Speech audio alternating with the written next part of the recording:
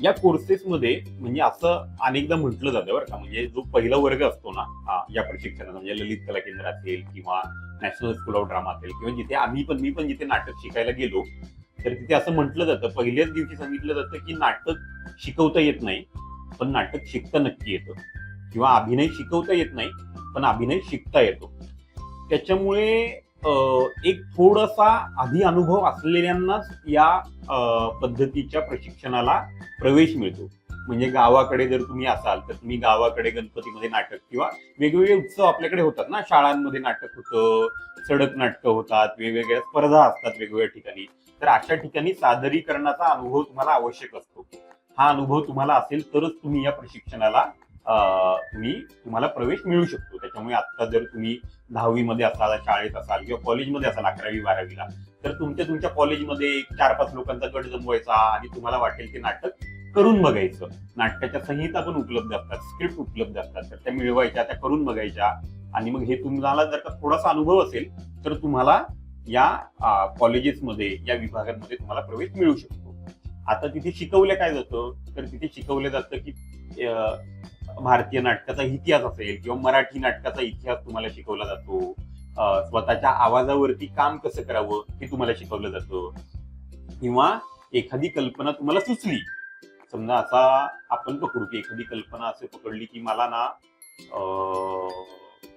मला विद्यार्थ्यांच्या प्रश्नांवर नाटक करायचंय एखादं, की एका विद्यार्थ्याला परीक्षेचं खूप टेन्शन येत आहे आणि या परीक्षेचा टेन्शन हा विषय घेऊन मला नाटक बसवायचंय. तर असा विषय सुचण्यापासून त्याचं प्रत्यक्षात नाटकाचा प्रयोग होऊपर्यंत त्याची पूर्ण प्रक्रिया, ज्याला संहिता ते प्रयोग म्हणतात, म्हणजे एखादा विषय सुचला तिथपासून ते त्याचं नाटक करेपर्यंत ज्या ज्या प्रक्रिया असतात मध्ये त्या सगळ्या प्रक्रिया तिथे शिकवल्या जातात. मग त्याच्यामध्ये नाटक लिहिणं आलं, त्याच्यामध्ये नाटक दिग्दर्शित करणं आलं, त्याच्यासाठी नाटकाचा सेट उभारणं आलं. बरोबर, समजा तुम्हाला शाळा उभारायची स्टेजवरती, तर तुम्हाला सेट लागणार ना, कार्पेंटर लागणार, लाकूड लागणार, तयार करायला लागणार. तर ते सगळं कसं करायचं हे तिथे शिकवलं जातं. संगीताचं ज्ञान आवश्यक असतं, ते तिथे दिलं जातं. त्याचसोबत केशभूषा, वेशभूषा, रंगभूषा, मेकअप शिकवला जातो.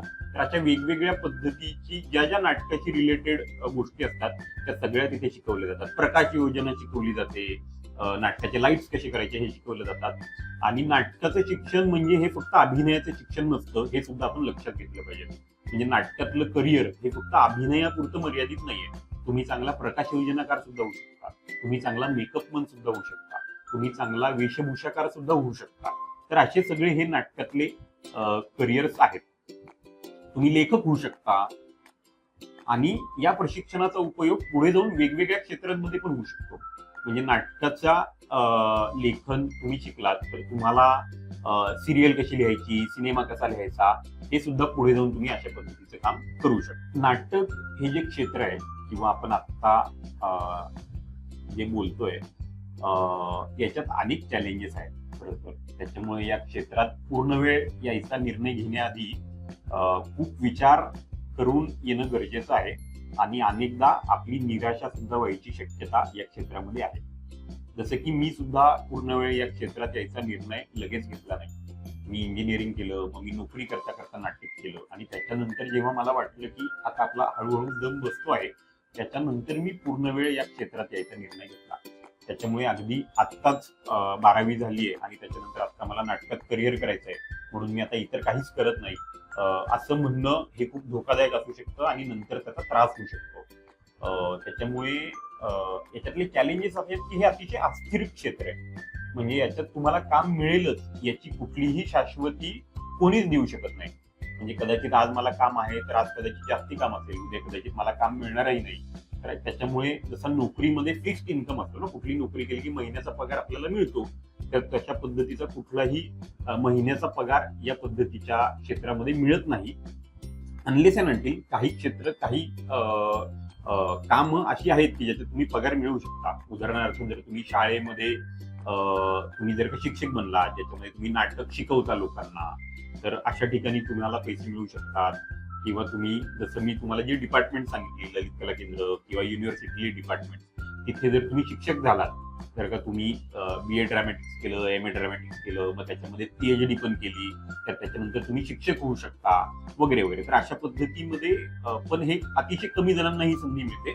परंतु ज्यांना नाटकामध्ये करिअर करायचंय किंवा ज्यांना ऍक्टर व्हायचंय असं आपण म्हणूयात, की मुंबईत यायचंय, पुण्यात यायचंय आणि नाटक करायचंय आणि नाटकातनंच अभिनयातनं पैसे कमवायचे, तर त्यांच्यासाठी हे क्षेत्र अतिशय अस्थिर आहे.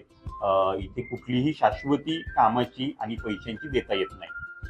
त्याच्यामुळे अनेकदा मी आणि माझ्यासारखे अनेक मित्र नाटक करता करता त्याला जोडधंदा म्हणून आम्ही काहीतरी दुसरं काम हे नक्कीच करत असतो.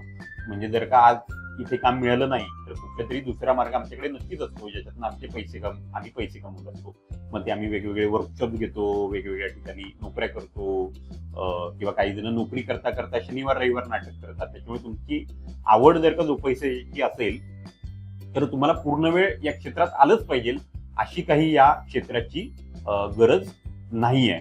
ज्यांना नाटकामध्ये यायचं आहे, नाटकात काम करायची इच्छा आहे किंवा या क्षेत्रामध्ये करिअर करण्याची इच्छा आहे, तर त्या सगळ्यांनी आत्ता तुम्ही जिथे आहात तिथे जे नाटक करणारी पूर्वीचे लोक असतील, तुमच्या गावामध्ये काही सादरीकरण होत असेल किंवा जवळचा तालुका किंवा जिल्हा असेल, तिथे जाऊन तुम्ही त्यांच्यासोबत नाटक करायला सुरुवात केली पाहिजे.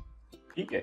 आणि ही सुरुवात करता करता तुम्हाला लक्षात येईल की तुमच्यामध्ये कुठल्या चांगल्या चांगल्या गोष्टी आहेत. म्हणजे तुम्हाला अभिनय चांगला करता येतोय, की तुम्हाला लिहिता चांगलं येतंय, की तुम्हाला दिग्दर्शन चांगलं करता येतंय, हे तुम्हाला कळेल. आणि तुम्हाला एकदा कळलं की तुम्हाला काय चांगलं करता येतंय, मग त्या दृष्टिकोनातनं तुम्हाला पुढची पावलं उचलून तुम्हाला करता येईल. मग तुम्हाला अजून मोठ्या जिल्ह्याच्या ठिकाणी आला तर तुम्हाला अजून संधी उपलब्ध होतील. पुणे मुंबई सारख्या शहरांमध्ये तर अजून खूप मोठ्या प्रमाणामध्ये संधी उपलब्ध आहे. तर तुम्ही थोडंसं तुमचं शिक्षण पूर्ण झालं त्यानंतर तुम्ही पुणे आणि मुंबईत पण येऊ शकता. इथे अनेक थिएटर स्कूल्स आहेत, अनेक ग्रुप्स आहेत, ते तुम्हाला मदत करू शकतात. तसेच तुमच्या भागातले, म्हणजे तुम्ही आता जिथे राहताय त्या भागातले तुमचे जे सिनियर मंडळी आहेत, जे आता इथे काम करतायत पुण्यामध्ये आणि मुंबईमध्ये किंवा जिल्ह्याच्या ठिकाणी, मोठ्या ठिकाणी जिथे नाटकाचा करिअर म्हणून विचार करता येऊ शकतो, अशा ठिकाणी तुमच्या भागातली जी मंडळी काम करतायत त्यांना तुम्ही भेटू शकता, त्यांच्याकडनं तुम्ही मार्गदर्शन घेऊ शकता आणि असं हळूहळू तुम्ही काम करायला सुरुवात करू शकता. या क्षेत्रात यायचं असेल तर स्किल्समध्ये नाटक करता आलं पाहिजे, तुमची भाषा छान पाहिजे, तुम्हाला छान बोलता आलं पाहिजे.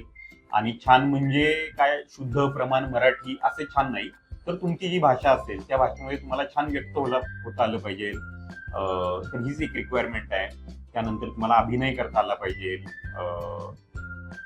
तर असे साधारणतः म्हणजे तुम्ही नाटक करत राहिले पाहिजे, हेच खरं तर गरजेचं आहे. आणि एक गोष्ट तुम्ही सातत्याने करत राहिलात तर त्यातली तुमची जी स्किल्स असतात ती तुमची हळूहळू वाढत जातात. आणि आपल्याला काय जमतंय आणि काय जमत नाहीये हे नाटकाच्या क्षेत्रामध्ये करून बघितल्याशिवाय जमत नाही. ठीक आहे. म्हणजे मला खूप वाटेल की मला ऍक्टर व्हावं वाटतंय किंवा मला नाटकात काम करावं वाटतंय, पण प्रत्यक्ष मी रंगमंचावर उभं राहिल्यावर मला ते करता येतंय का, म्हणजे एक वाटणं आणि एक करून बघणं, तर या दोन वेगवेगळ्या गोष्टी आहेत. आणि गांधीजींचा एक खूप चांगला मंत्र होता जो मला खूप आवडतो आणि चांगला वाटतो. गांधीजी म्हणायचे की करके देखो. त्याच्यामुळे नाटक हे करके देखो हा मंत्र खूप चांगला आहे. ते करून बघण्याची गोष्ट आहे आणि ते करता करताच तुम्हाला कळेल की तुम्हाला काय जमतंय, काय नाही जमतंय. आणि जे तुम्हाला चांगलं जमत असेल त्याच्यामध्ये तुम्ही तसे क्षेत्र निवडून तसं तुम्ही पुढे जाऊ शकता. ज्यांनी हा व्हिडिओ शेवटपर्यंत पाहिला असेल, मला असं वाटतंय की त्या सगळ्यांचा नाटक हा अतिशय जिव्हाळ्याचा, आवडीचा आणि जवळचा विषय आहे. आणि कदाचित तुम्ही विचार सुद्धा करत असाल की कदाचित पुढे जाऊन मला सुद्धा असं नाटक करायला आवडेल. तर तुम्हा सगळ्यांना या क्षेत्रात येण्यासाठी माझ्या मनापासून सदिच्छा. आणि कधी तुम्ही आलात, काही प्रश्न पडला तर कधी तुम्ही संपर्क करा, तुमच्या मदतीसाठी मी कायम असेल. धन्यवाद.